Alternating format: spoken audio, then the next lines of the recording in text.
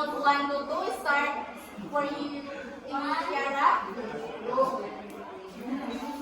1.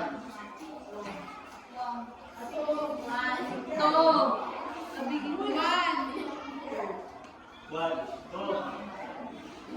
1. Ken, 2 Ken. 1. So the group 1 will be clear and the group 2 will be. Please proceed to your group. So all you have to do is to arrange the jumbled letters assigned to you.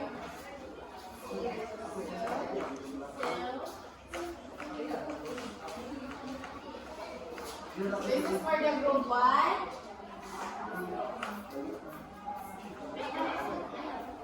And this is for the group 2.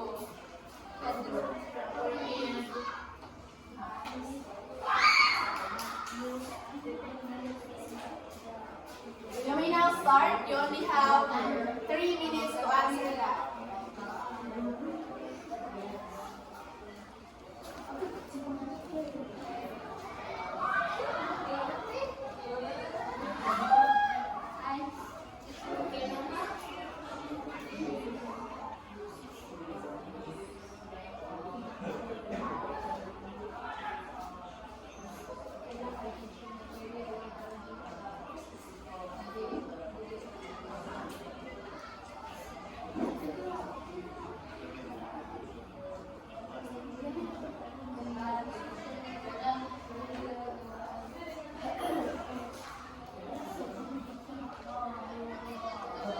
So please, every member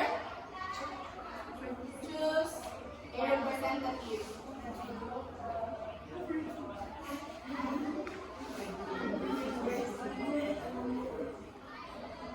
Are you all done?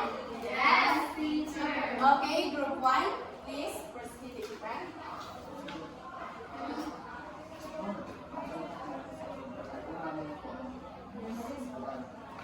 So we are the group 1 and the jumbled letters that we created is proper care and use of the computer. Alright, let's give a 5 claps to Kiara. Okay, next, the group 2.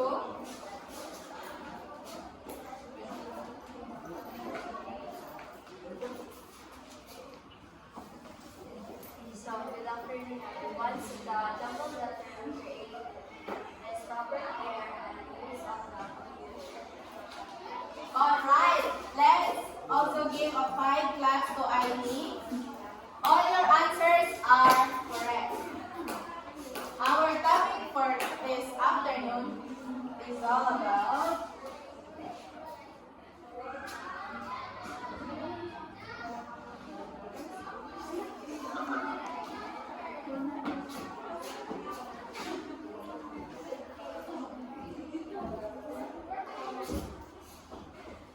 Okay, class, our topic for today is all about ways in how to take care of your computer. First, please read everyone. place your computer in a clean, cool, and dry place.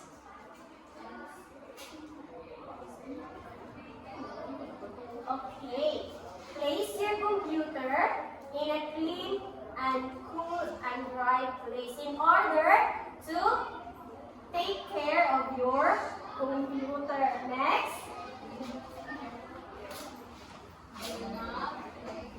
Okay, this row, please read.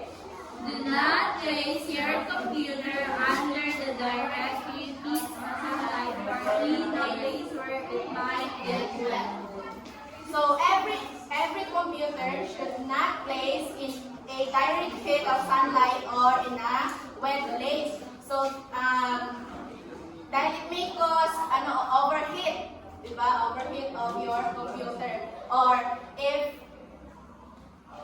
it gets wet, the computer might damage or broken. Number 3, this row, please read. Keep your computer regularly. Use a clean towel to clean the computer's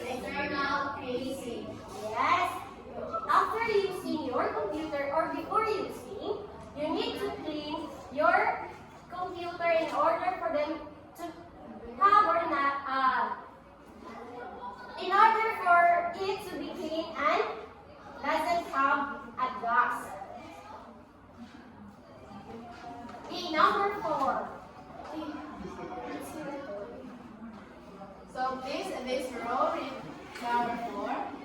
Don't eat drink while using your computer. Small particles of food might fall on your computer and instead to feed your them.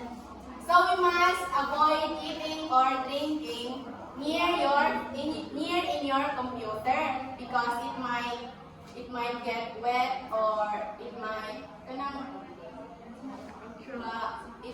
get madumihan bitaw. Yes, madumihan ang keyboard or the monitor. So dito mag-start na dayon ang kanang base ma-damage ang naay part sa computer nga ma-damage. So we must take care of it.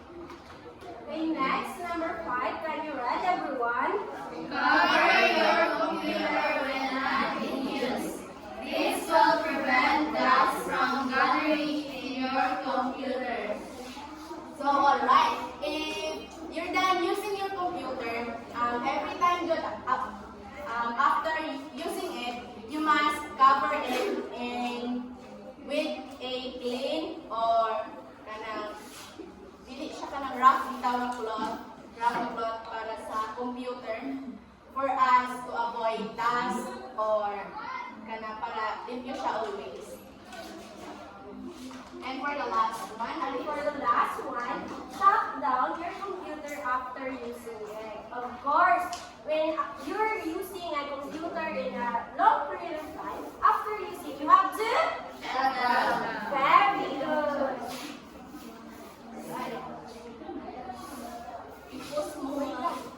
Now, class, why is it important to take good care of your computer?